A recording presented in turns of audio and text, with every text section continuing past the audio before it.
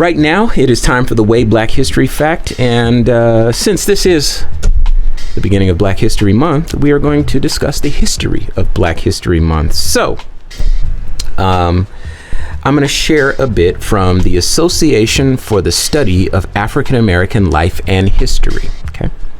The story of Black History Month begins in Chicago during the summer of 1915. An alumnus of the University of Chicago with many friends in the city, Carter G. Woodson, traveled from Washington, D.C. to participate in a national celebration of the 50th anniversary of emancipation sponsored by the state of Illinois. Thousands of African Americans traveled from across the country to see exhibits highlighting the progress their people had made since the destruction of slavery. Awarded a doctorate in Harvard 3 years earlier, Woodson joined the other exhibitors with a Black History display. Despite being held at the Coliseum, the site of the 1912 Republican Convention, an overflow crowd of 6,000 to 12,000 waited outside for their turn to view the exhibits. Inspired by the 3-week celebration, Woodson decided to form an organization to promote the scientific study of Black life and history before leaving town. On September 9th, Woodson met at the Wabash YMCA with A.L. Jackson and 3 others and formed the Association for the Study of Negro Life and History. A graduate member of Omega Psi Phi, he urged his fraternity brothers to take up the work. In 1924, they responded with the creation of Negro History and Literature Week, which they renamed Negro Achievement Week. Their outreach was significant, but Woodson desired greater impact, as he told an audience of Hampton Institute students, quote, "We are going back to that beautiful history, and it is going to inspire us to greater achievements," unquote. In 1925, he decided that the association had to shoulder the responsibility. Going forward, it would both create and popularize knowledge about the Black past. He sent out a press release announcing Negro History Week in February 1926.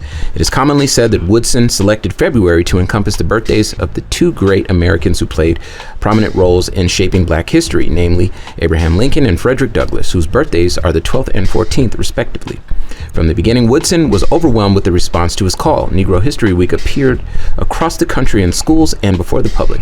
The 1920s was the decade of the New Negro, a name given to the post-war World War I generation because of its rising racial pride and consciousness. Urbanization and industrialization had brought over 1 million African Americans from the rural South into some big cities in the nation. In the 1940s, efforts began slowly within the Black community to expand the study of Black history in the schools and Black history celebrations before the public. In the South, Black teachers often taught Negro history as a supplement to United States history.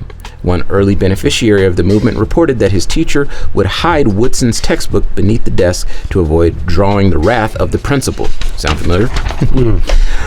During the Civil Rights Movement in the South, the Freedom Schools incorporated Black history into the curriculum to advance social change. The Negro History Movement was an intellectual insurgency that was part of every larger effort to transform race relations. The 1960s had a dramatic effect on the study and celebration of Black history. Before the decade was over, Negro History Week would be well on its way to becoming Black History Month. The shift to a month-long celebration began even before Dr. Woodson's death. As early as 1940s, Blacks in West Virginia, a state where Woodson often spoke, began to celebrate February as Negro History Month. Okay, that was kind of in pieces, so the full article is up and it's been cited. This is just something from Wikipedia, just wanted to add. Black History Month was being celebrated all across the country in educational institutions, centers for Black culture, and community centers, both great and small, when President Gerald Ford recognized Black History Month in 1976 during the celebration of the United States bicentennial. He urged Americans to seize the opportunity to honor the too often neglected accomplishments of Black Americans in every area of endeavor throughout our history. So that's the history of Black history. Interesting.